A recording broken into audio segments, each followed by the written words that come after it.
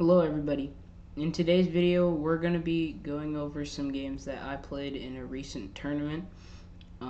So yeah, there were 5 rounds in this tournament, and this is going to be my first round game.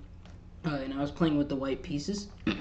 So the game began with e4, c6, the Caro-Kann defense. The idea of the Caro is kind of just to grab some space out of the opening, go with d5, but also maybe not commit this e pawn or this c pawn too far. The idea is you kind of want to play solidly and kind of play positionally and maybe gain some kind of advantage in the middle or end game rather than just right out of the opening. So after that, I played d4, which is basically the most common move. You're just trying to grab some space here. And you can see here that you're grabbing the center immediately, which is always a good thing to do if you can in the opening. So he played d5 to kind of contest my grasp of the opening, so I played e5. And this is what's known as the advanced variation because you're advancing the pawn. Another variation that you could potentially play is if you take the pawn on d5, and then this kind of has transposed into a queen's pawn opening, except there's no e pawn for white and no c pawn for black, which can lead to some pretty interesting imbalances in the future. And play could continue with knight f3. You could go knight f3. You could go c4. You could go c4, you could go knight f3, you could go bishop f4, and the game would continue, and you just play a slightly different position, but I played e5. And so the idea of e5 is to kind of crack down on the dark squares here, taking advantage of the committing that this d5 move did. And now he's going to have to develop his knight some other way because f6 is blocked. And at the same time, if e6 is played, this bishop can't easily go here, so it might have to stay near the king, and it just grabs quite a bit of space, so it's a very useful move. So bishop f5, knight f3 here, and to be honest, I didn't play this as accurately as I could have.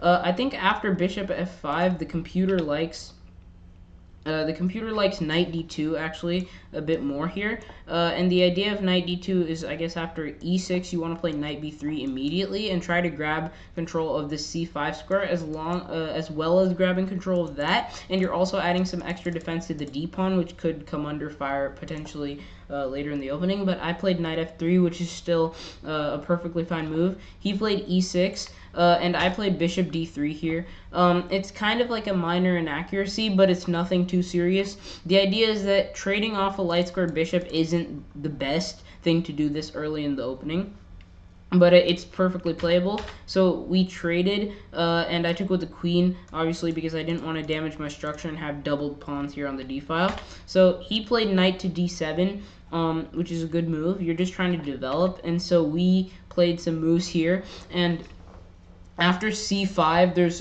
quite a bit of options I have. A lot of the time, if c5 is played at some point in the game, you really just want to kind of go back at that with c4 and kind of try to diffuse the tension here and add some pressure of your own. So, for example, c5, c4, then maybe play, and maybe after knight e7. Now there's kind of some tension here. Neither side really wants to be the one to take and give some extra space to their opponent. For example, if I were to take here, he would take with the knight, attack my queen, gain another tempo, and then maybe he could take after that and give his knight a very nice position. So nobody really wants to take the pawns in these kind of positions, but I went with c3. Which isn't the best. c4 is definitely a better move, but I played c3 in this position. And so now he also kind of messed up when he played c takes d4, c takes d4. And so really the idea was maybe he was trying to let loose his pieces. He could have tried to plant a piece on b6 and kind of target like the lone pawn by itself. And this is what we call kind of an isolated pawn here, where there's not really any pawn that can defend it because this e pawn has been advanced. And so he played rook c8 here, trying to grab the open file, and maybe that's why he took, to try to open up the file for his rook. So I played knight c3, he played bishop b4, which kind of adds some pressure. And here I just completely missed knight to b5. And so the idea of knight b5 is you're trying to put some pressure on the d6 and c7 squares, and you're also discovering an attack. For example, if he takes, you can actually take, you take with the queen, and now you're threatening this move, which is a fork. So he has to play something like rook to c6, and then you pick up this pawn. Actually, the computer still recommends knight to d6 check, and after king f8, the idea is that you have a clearly winning position because you're a pawn up, and this knight is just going to tie everything down for the rest of the game. And you can potentially, in the future, castle, bring your knight out, and try to grab an advantageous position. But after I castled, I kind of missed this move, but I'm still in a clearly better position because he kind of overextended. So he plays knight to e7, and then again knight b5 could have been played, but I decided to go for knight e2 instead. And the idea is I wanted him to exchange these bishops because his bishop is more active and he's kind of bunched together. And so I just wanted to have a more active position. And so we traded, and he went castles kingside. And at this point, really, I was kind of weighing my chances. I was like kind of trying to evaluate this position, and what I thought was this is a very balanced position where there's no kind of imbalance. The structure is exactly symmetrical. You have the 2 pawns in the center, the 3 pawns on the king side, and then you have the 2 pawns on the queen side here. You have the 2 knights. And really, there's just kind of a difference of the positioning of the pieces. His rook is slightly better on the c-file here, but my knights are slightly better, and my queen also has a little more breathing room, and I have some extra space. For example, the d6 square is completely occupied, and if I found a way to put my knight on, d6, then I could definitely reap the rewards of that. And so I went knight g3 here. And the idea of knight g3 was really just to kind of start something. I didn't want my knight to be on e2 because there's really no square you can put it on. And he can knight b5 can easily just be stopped with a6, which is a move that he might want to play in the future anyhow.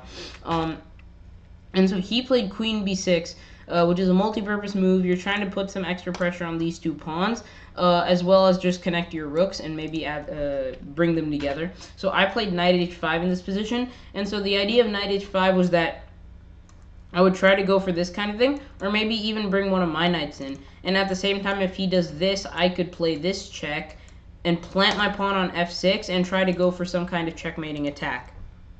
And so he played h6, and then I retreated my knight with knight g3.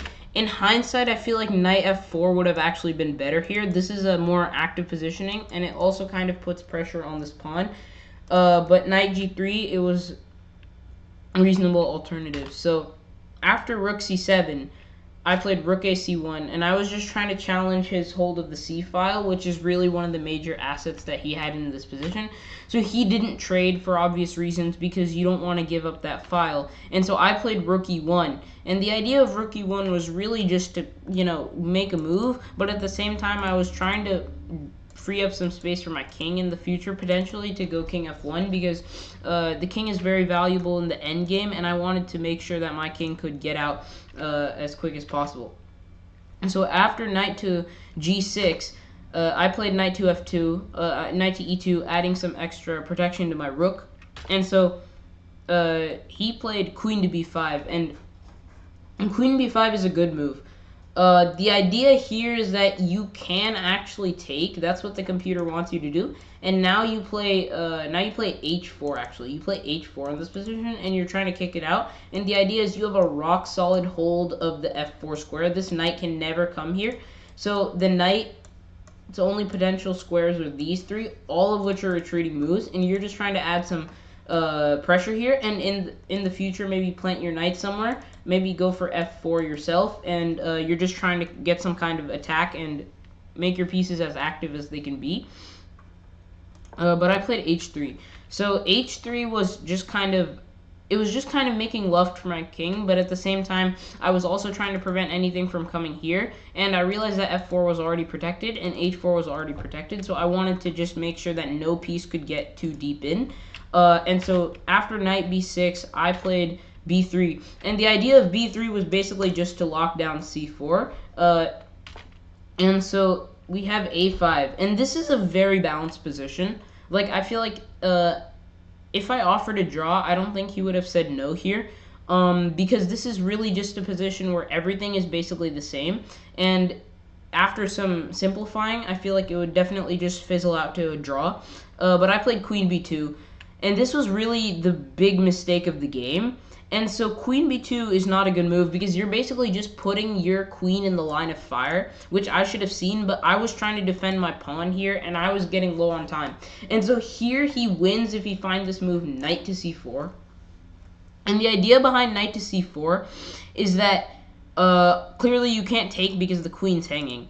And so, for example, if the rook takes, then he'll just take with the rook here, and he has so much pressure. He's threatening rook to c2, and so I have to go somewhere like this, and it's still not a good position after he goes rook c2, and I would go, for example, queen e3, but then he would play queen to b4, and all of a sudden there's a lot of pressure going on, and I am not on the good side of that. Like, I am just being crushed. He has won 2 pawn. He's just an exchange up, and I'm going to lose more material here. So this is a very tricky position, but I played queen b2 and he played a4 instead.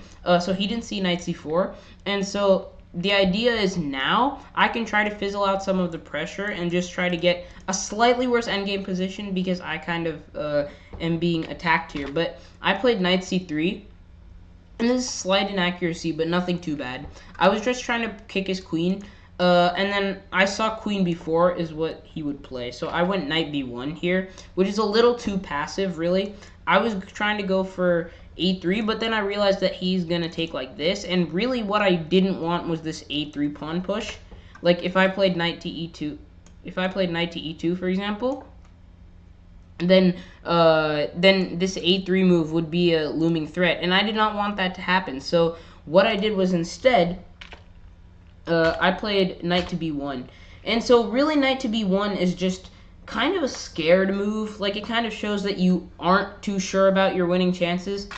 But he went knight to f4, immediately just hopping in his knight, which is a fantastic move, and here I'm just kind of tied up. This is a fork of all of my major pieces. This is a very serious threat, and at the same time, this knight is just in a really good position to hop anywhere it wants. Now you can't play anything like g3 because this pawn would be hanging. So I took the rook here, we traded, and I went queen d2. I'm like, okay, I'm under pressure, and even if I have a really bad position here, it's better than just losing material outright and having a positional disadvantage instead. So we traded the queens, and he went knight d3, and I went rook b1. And so now he's better because he has more pressure. Like, that's basically just the synopsis of the position. You don't want to do anything crazy as black here. I think the move a3 would definitely have been the nail in the coffin. Now b2 is off limits. You're threatening rook c2. So if I went king f1, for example, rook c2, I think rook c2 is a really good move. Knight b4 is a good move. Knight c8 is also a good move because you're threatening to kind of reroute here and put another knight on b4 where these two knights defend each other for basically as long as you want them to. But he played a takes b3. He played a takes b3 here, and so this is a blunder because again rook takes b3. And I would have found this ordinarily, but under low time, I took with the pawn instead, and he played rook to c2. I played rook a1 here, and I was just trying to nab as much counterplay as possible. And so he played king h7, which is a good move because you're basically just trying to activate your king, and he has less pieces around his king side, which so it makes sense for him to try to activate his pieces. And I played rook a7 targeting the pawn, and he played knight d7, and I didn't really understand this move. I was like, why? Like, can't you just go like rook c7? Like, rook c7 just defends everything, and you're fine. Like, black is probably gonna win this position. You just have to go like this, add some pressure, and you win. And I took the pawn, and I took this pawn, and I'm 2 pawns up, and he goes knight g6. And now, like, you really just want to be careful here.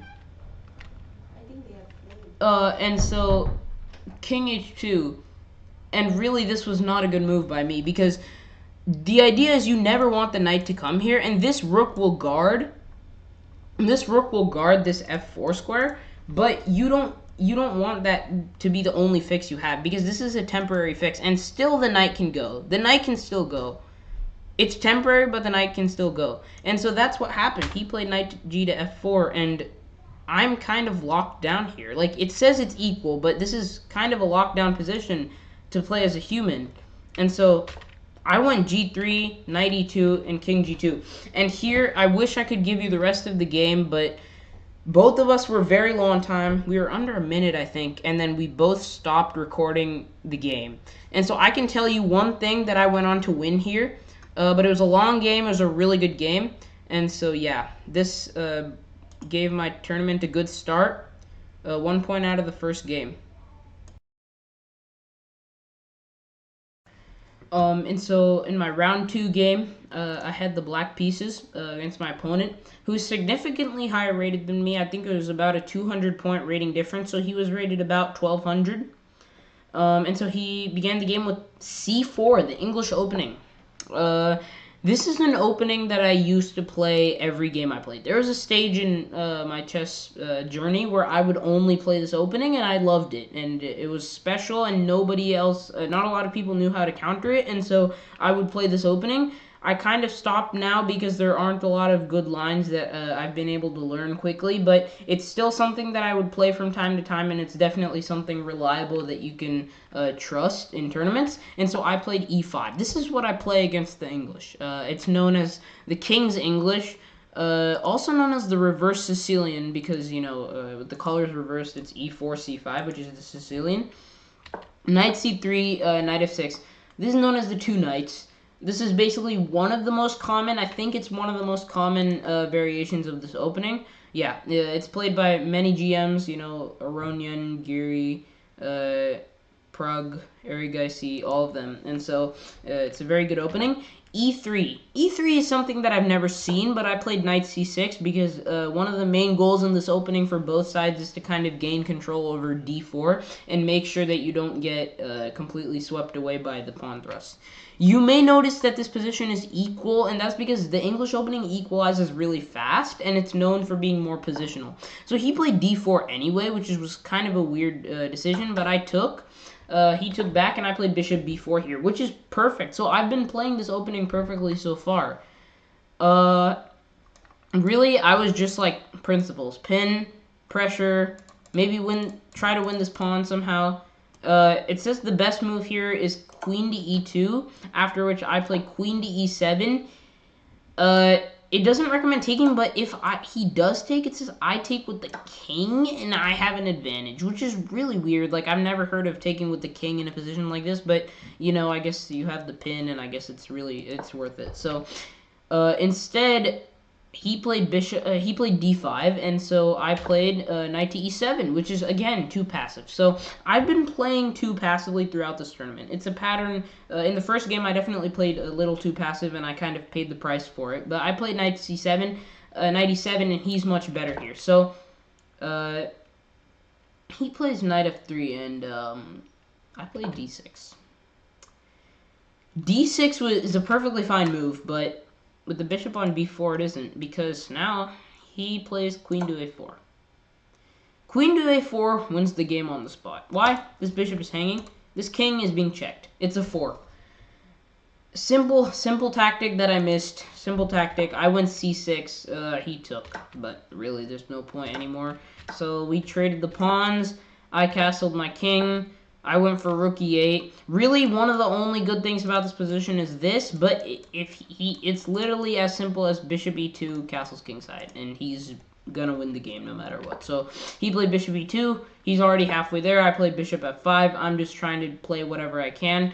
This pawn is hanging, but at this point it wasn't, and apparently it's not even a good move because you can take this, but yeah, it's complicated, but really, he's still winning because he's a clean piece up. So he went here. I went queen c7, taking advantage of the fact that if he takes like this, I actually have like kind of some open lines here, but it's still +4. It doesn't matter.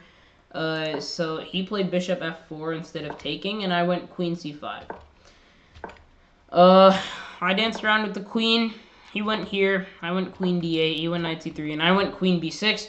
I was like, oh, let's trade, and he took the knight, and I was like, yeah, okay, it's time to call it a day. I resigned, because it's dead lost, and the idea is if I take, he'll take with check first, and then after he takes, you know, and it's +6, and like, what's the point? Like, really, I'm gonna lose. So I resigned. Yeah, it was a very, very short game, actually. I think I was out of there in like 10 minutes or something. And I didn't think as much as I should have, and I paid the price for it. So we have a loss in game 2. It's kind of rough, but, you know, you can bounce back. So in my third round game, I again had the white pieces, and so I played e4, and so my opponent played e6. So we have the French defense. And the idea of the French is really, you're just trying to not commit the c-pawn instead of the Caro-Kann. And what you're trying to do is you're trying to just play this, not commit too much, play d5, play c5 in the future, and just develop as usual. And so I played d4 here. Normal response to the French, d5 and e5. So now we have the advanced French instead of the advanced Caro-Kann. And this is what I basically always play. Yeah, I basically never play anything different. So c5, c3. And so the idea of c5 is kind of just to undermine this. And so if I played something like h4, for example, I would never actually play h4. But if I did, takes, and for example, knight c6, and now this pawn is hanging and this queen is hanging. You have to save both, and the only move to do that is, well, you could play bishop to b5, which is a pin, but that might not prove anything because bishop d7 is on the way. Or you could play something like bishop, queen f4, and so now both of these are defended, but something like f6, and now like poses a lot of questions. So c3 is basically accepted to be the best move here, and so he played knight c6, adding some extra pressure to my pawn, and I played knight to f3, and so queen b6 here is actually a very useful move, and so this is just to add extra pressure to these two pawns. And so I played bishop e2 here. And it's recommended that you actually play a3. And a3 is basically one of those moves that you just kind of accept because computers are crazy. But you would never actually... Some people might play this, but I definitely would not play this in a real game. And so I played bishop e2 here. And the idea of bishop e2 is basically to just free up space to castle and make sure if anything collapses, your king is safe. At the same time, this also opens up some opportunities to just play like queen b6 or something like that. And so after bishop e2, he played knight h6. And this is kind of a weird move. I didn't really understand this move. And so I didn't want to take. Because I was just like, okay, what if he plays bishop g7? What if he has some kind of attack on this long diagonal? Again, it's a really weird thought process, but I didn't want to take, and so I just castled here, and he played knight f5. And so with this move, he now basically has a lot of control over this kind of area. Obviously, something like g4 is really weird. It would work, but by far the best move here is d takes c5. And if he were to play something like bishop takes c5, I would play b4. And he would play something like bishop e7, and I would play bishop to d3. I'd play bishop to d3, and I have a better position here because really he's kind of passive. This knight has to move or it'll be taken, and really there's no prospects of pushing on the queen side. And so what happened was I castled and he went knight f5, but I went bishop d3 instead because I didn't want to take. I was scared of taking. I did not want to like relieve the pressure that fast, so I played bishop d3. Again, this is a very playable position, but he went bishop e7. And this move is also really confusing because you're basically just crippling your structure. Like, I take now, he takes back, and you kind of have this tripled f-pawn. You know, this bishop is kind of trapped in, and that's exactly what happened in the game. I played rook e1. Not the most accurate, but again, it's just a developing move, so you can't really go too wrong with it. C takes d4, and I played knight takes d4. We traded a bunch, and we get to this position here. Really, I like this position. Like, I thought I had winning chances. I thought, well, doubled pawns, king out in the open, two bishops kind of looking weird. You know, this is kind of trapped. You're going to have to spend extra time, and this pawn is basically just going to trap in your bishop. So really, this light-scored bishop isn't looking too great. Something like this can easily be met with bishop d2, and you're going to have a free target here. You're going to have a target. Put the knight on e3, maybe attack these two pawns, or just put it on c3, bring out your bishop, and you should be fine for the endgame. So he castled here, perfectly reasonable move, and I played knight to c3, just preemptively kind of attacking this pawn, and so he went bishop e6, and this bishop looks really bad here. What I would not have predicted is that black is actually slightly better in this position. Why? I don't know. Maybe the computer thinks it's because of the bishop pair. Maybe it's because something like these two pawns might be helpful somewhere. Maybe it's because e4 can never be touched by me. I'm not sure why. But basically, black is better. And so bishop f4 here, again, it's kind of inaccurate by me. You can see the eval bar is minus 0.1. And so he played a6 just to prevent me from coming to b5. And so I played rook a c1, trying to grab the open file. He played rook a c8, and I played knight to a4. Again, kind of inaccurate. Like, this was not a good move by me. Really, I just keep playing into my opponent's hands. That's kind of something that I found is a problem. And so that's not a good move. And the reason that's not a good move is because now he just plays b5. And b5, the computer does not like b5 at all. It says, play knight c5, play knight c5, play this position, and you're fine. And I don't like this because this pawn is blocking this bishop. You have to do a lot of maneuvering to get your bishop into a good spot. And this pawn, it could just be taken. Like what's the big deal? Like, there's really nothing good. Like, play rook c6 and you've got a complete blockade, right?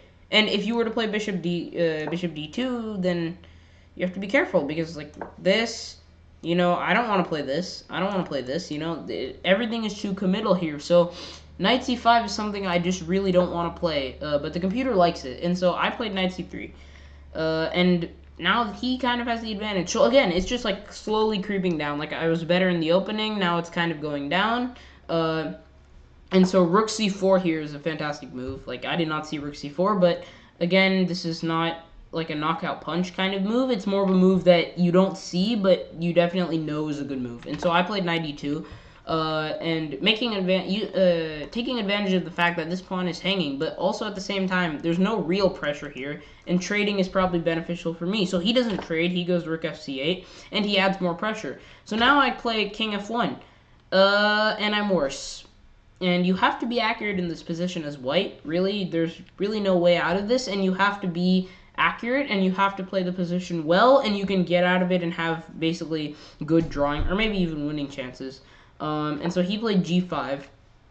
Again, g5. I almost played bishop g3, and I almost got my bishop trapped. Again, you don't want that to happen, so I played bishop d2 instead. Much better move. You're placing your bishop on this diagonal, kind of. You're keeping an eye on the c1 rook, and at the same time, you're just waiting for something to happen here. But again, you can't help but notice like how cramped white's pieces are and how active these bishops are. Like, this bishop can easily be rerouted, right? You can easily bring something out. These rooks are just bulldozing the c-file. And so f6 here, trying to free up some space. And I played bishop c3. And this is kind of a constricting move, but I had to play defense. And the idea with this move is that takes here, and now you play something like bishop d4, or you could play something like knight to g3. But it's very complicated. Again, it's very complicated. So he took, and I took back, and he played b4 here. And b4 is very committal. Like, I did not get b4, but again, this is just really weird because I can play bishop to d4 here, and now I have like a good positioning. But I played bishop to d2 instead, so I played a little too passively, and he played bishop d7, ready to swoop to this square or that square. And so I played f3. And really the idea behind f3 was to stop him from coming to this square because I knew how weak this pawn was, but this is also apparently a bad move. Apparently now he can just play rook to c2, and I'm losing. And I'm losing because I cannot take. If I take, this happens. Everything gets taken, everything, and I can't save anything. And if and the computer recommends here in this position rook e to d1, defending this bishop. This is a crazy move. And the idea is there's no tricks like this because I take first and then I take back and I'm just up in exchange. But that's not going to happen. So bishop to b5 here, it was missed by him. So I played rook takes c4. Pawn takes c4 is the best move. And I am much worse because these pawns are very advanced, and all of those tiny little moves I gave him b5, I gave him b4, and I let him kind of advance on me, and all of my pieces are just kind of clumped together, and they're all on the starting 3 ranks, except for this pawn. But this pawn is a weakness. It's not a good thing in my position, so that's the problem. And so I played king f2. I was trying to get out of this pin, right? But I'm kind of desperate at this point, and he plays f4, and all of a sudden I'm like, wait a minute. Let's try this. Let's try this. Let's see what happens. And he takes. And he takes. And suddenly it's almost equal. It's almost equal. And so he played rook d8.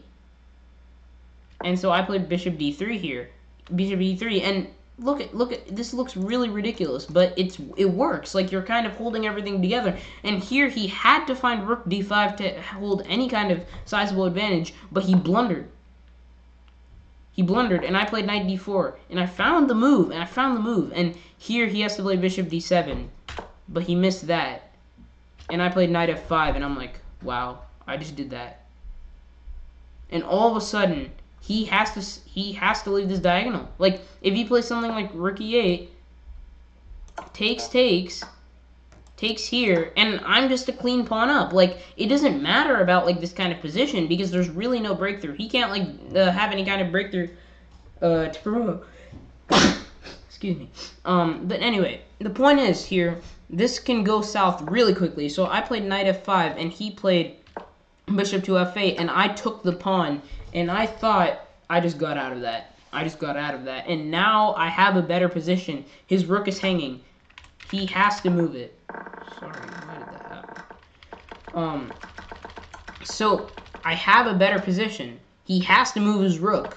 I go back. This is a bad move, and this is a really bad move because this pawn is hanging. Knight d6, and I'm fine. Like, you can trade, and this is a winning endgame because, like, I mean, it's not a winning endgame. It's a draw. It's probably a draw. But he has to be accurate. Like, he has to play some kind of defensive move. Anything like king f7 or whatever, and this is losing, right? So you have to be careful here, but I played bishop e3, which is a terrible move because I just gave the pawn back. And I play knight d4. I'm trying to regroup. And I hope for a simplification here, and we actually do simplify to a minor piece endgame where the most likely outcome is a draw, but I think I'm the only person who can win because I have a knight and his bishop is kind of hemmed in, and this pawn is not advanced at all. It needs to go the distance. So he played b3, we traded, and I went knight b4. And knight b4 is a move that will probably be very useful in the long run. He goes bishop b7. Again, I thought I could win this endgame pretty easily because his bishop is so passive, but as it turns out, you have to be careful. You can't get excited with any king moves, really. I mean, you can because it's still like a textbook draw, but, you know, I mean, I'm not willing to give up a pawn just for no reason. Like, king d4, bishop takes, like, you don't really want to do that. But at the same time, knight takes a6, and you have a good position. So I played f4 just to kind of safeguard my pawn, and he went a5. I went knight d3. It's the only move to not be worse, but it's still a draw, and he went a4. I went there, and I attacked his pawns, and we made a draw here. He offered me a draw after taking this pawn, and I agreed. And the reason I agreed is because here, playing something like knight takes b3 is going to lose you the game after this, because your knight's too far to defend against this pawn. But here, something like f5 wins, draws, and I found knight e6, and the idea is if he plays something like king to g4, I'm going to play f5, and if he takes, then I'll play knight d4, and the idea is this is a draw. This is a draw. This is probably a draw. And here he has to find king d5 according to the computer, but it's really not, it's very complicated, but it's going to work in the long run, and so we agreed to a draw. And this was a very chaotic game, but I managed to save it, and I'm very happy about that. So in my round 4 game, I had the black pieces against my opponent. And so he played d4, which is the first d4 game in this tournament so far, actually. So I went with my usual d5. And now he played the move e4, which is known as the Blackmar Gambit. Now, I knew basically nothing about this opening, except for the fact that there are several traps involved with it. And so I took the pawn, obviously, because that's basically the entire point of this gambit. He went knight c3, I went knight f6, and here he played the move bishop to g5. Now, the idea to bishop g5 is that basically you're just trying to take, and then take this pawn for free with the big center and more or less a bit more development. And so I went bishop f5. And so the idea of bishop f5 is pretty simple. You just defend the pawn again. So he took, I took, and now he plays this move queen to e2, which is kind of tricky.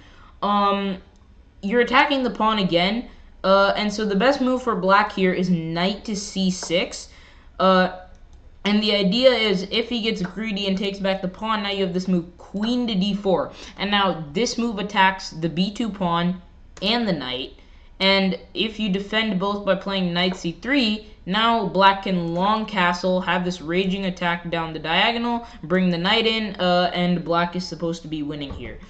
But I played queen takes d4, which is not the best move. It's an inaccuracy, so now white is better. Despite me being 2 pawns up, because now he played queen to b5. Nice move here. Basically, this is attacking my bishop and checking my king at the same time. So I played the only move not to lose the piece, bishop to d7. And here he played queen takes b7. Normal move, and I played bishop to h6 here. And so the idea of bishop to h6 is just to threaten checkmate on this d2 square. But he saw it and he played rook d1. And the idea of rook d1 is basically you're just attacking the queen, so you have to get the queen out of here. And so you're faced with a decision, because your rook is hanging, your queen is hanging, and there's only one move that prevents you from losing on the spot, which is the move queen to b6, which looks ridiculous at first. But the idea is, after queen takes a8, you have bishop c6, and it looks like the queen's trapped, right?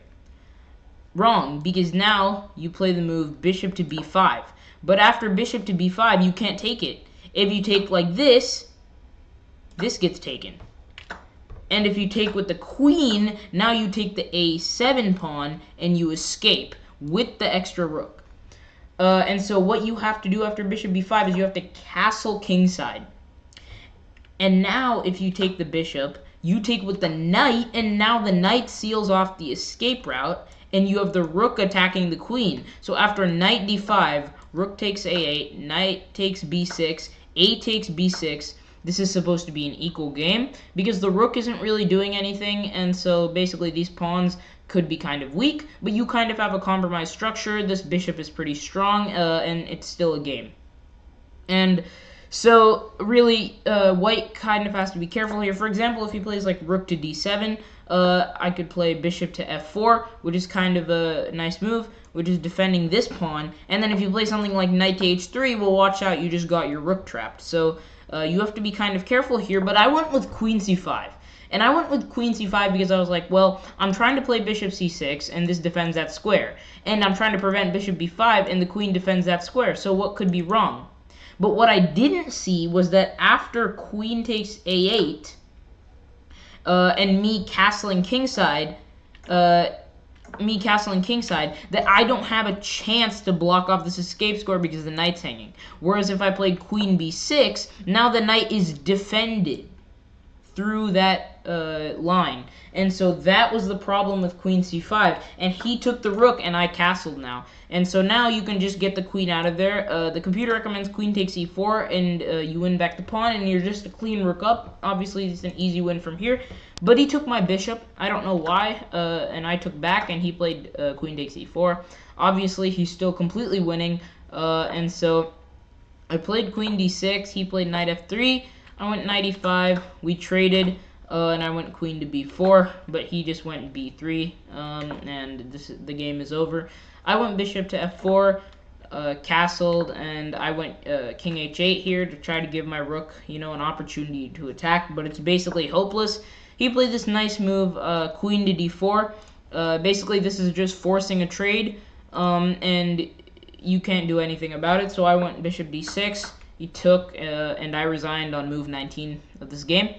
It was a very smooth win for him. He was never really in trouble. If I found queen b6, I feel like I would have had some good winning chances. But again, there was just nothing to be done after this position. So I just resigned.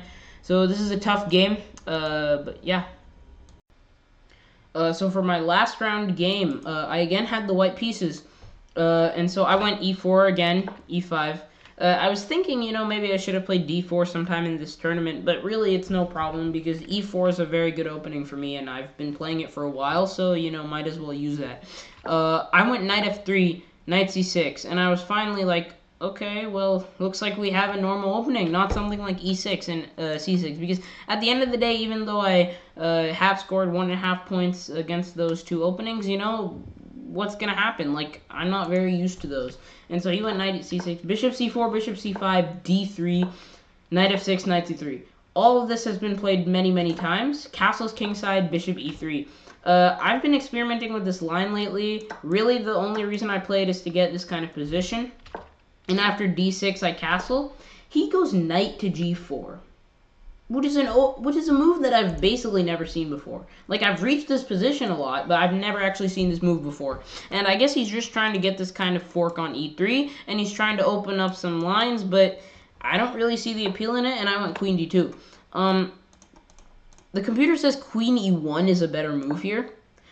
And the reason queen e1 is a better move is because, say he plays a6.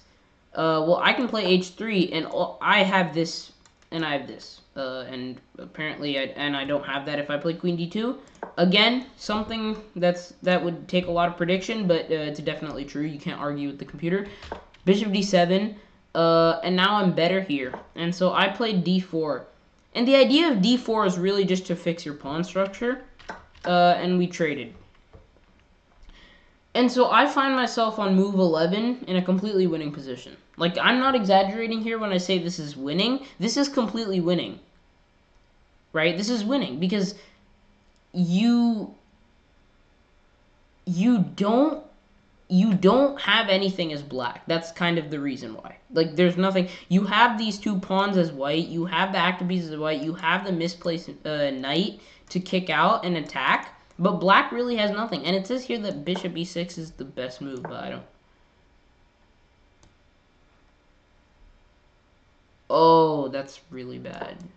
Oh, okay, that's fine. Okay, but anyway, like, white is winning here. And so after knight f6, he realized, oh, I have to get back. Like, I've been extending too much. But h3 here I played just to make sure nothing ever gets to g4. And he played knight a5. And knight a5 always makes more sense when you have some kind of like pawn on d3 or piece on d3, just to make sure the bishop cannot retreat into the diagonal and has to go back where you can take it.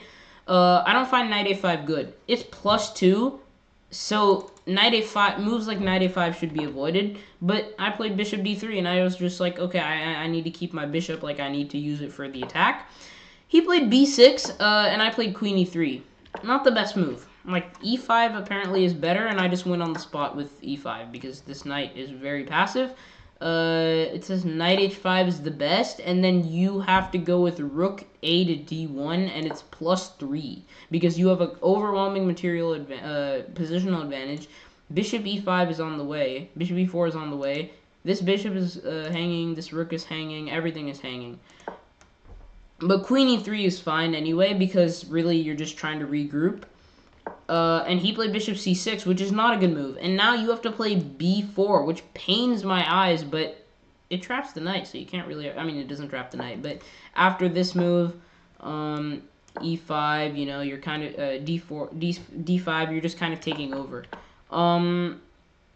But I played bishop b5, which is, in hindsight, is a very bad move that I wouldn't have played, but I was not thinking, and I was just trying to play fast. And the reason this gives away all of the advantages is because you need the bishop to attack. Without the bishop, you can't attack. That's how simple it is. And so we traded, and he played rook e8. And this is basically equal. I mean, white's better, but not by much. And so I was thinking here that I did not like my chances. I did not like my chances because I'm in bad form, you know, I'm not having the best tournament, and I just basically gave away a +3 advantage, and so, you know, it's not looking good, and so I played knight c3 back, and he played d5, which is it's not a great move, because positionally this is very weakening, and you need that kind of control right now, so I went for e5, and he went knight c4. Knight c4 is kind of a tricky move. And here, I was just kind of blinded. Like, I didn't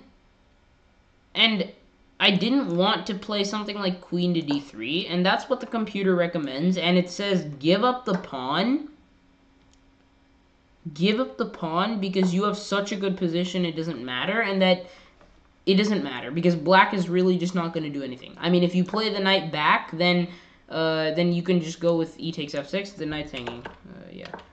Yeah, so really the knight's hanging is the idea here. This knight is way too far away. If he plays something like knight to d7, you're just completely dead lost because of something like this. And suddenly you're being mated, right? So finding queen to d3 is ridiculous. Like, I would not have found that, and I didn't find that, and I went queen c1, and now my advantage is gone again because this is too passive, and I'm just not, and I'm focusing too much on the tiny pieces of material and not about the big picture, and I should have realized that this knight he would lose this knight if he took this pawn, which is basically what it is, but he played knight e4, and this is one of the worst moments I've ever had in a game, and I took the knight, yeah, that's basically what happened. I took the knight. It's -2. For the first time in the game, he's better. And the reason is because of this move. And this move is what I did not see. I mean, I saw it, but I didn't see that this knight would be attacked. And then I didn't notice that this pawn was only defended by this knight, and if it was taken by the queen, it would come with a check, and it's the worst possible thing that can happen right now. So I played b3. I was like, okay, if I'm gonna lose this game, I might as well make it difficult. He took the knight, I took his knight, he took with check, I moved my king, and he took with check, and I'm dead lost. I'm dead lost. I had +3 advantage on move 15, and now I'm dead lost, because I'm 2 pawns down, soon to be 3, and it says the best move is queen to f4, and trading queens in a position like this is when you know it's bad, because he can just check, he can grab the open file, he can target, you know, he can do whatever he wants, and I just have to kind of try to defend, and it's never gonna work, but at the same time you have to give it a shot, but really there's no point. And so he took the pawn, and I made a battery. And I was like, okay, trade queens, do your worst. He checked me. And in my darkest hour, I had a battery. I had it aimed on the f7 pawn. Queen takes f4 is game over. Queen d7 is game over. Queen e4 is game over. Queen to d6 is game over. You know what else is game over? Rook e4 is also game over. But I win. So in my darkest hour, I had a battery. I aimed it on the f-pawn. And I win the game. I took the f7 pawn. King h8. And I sacrificed my queen. And I checkmated my opponent. And I won the game. Ladies and gentlemen, I ended the tournament on 2.5 out of 5. Mediocre result. I lost close to 70 rating points, but it's a learning experience. So thank you all so much for watching, and I'll see you in the next one.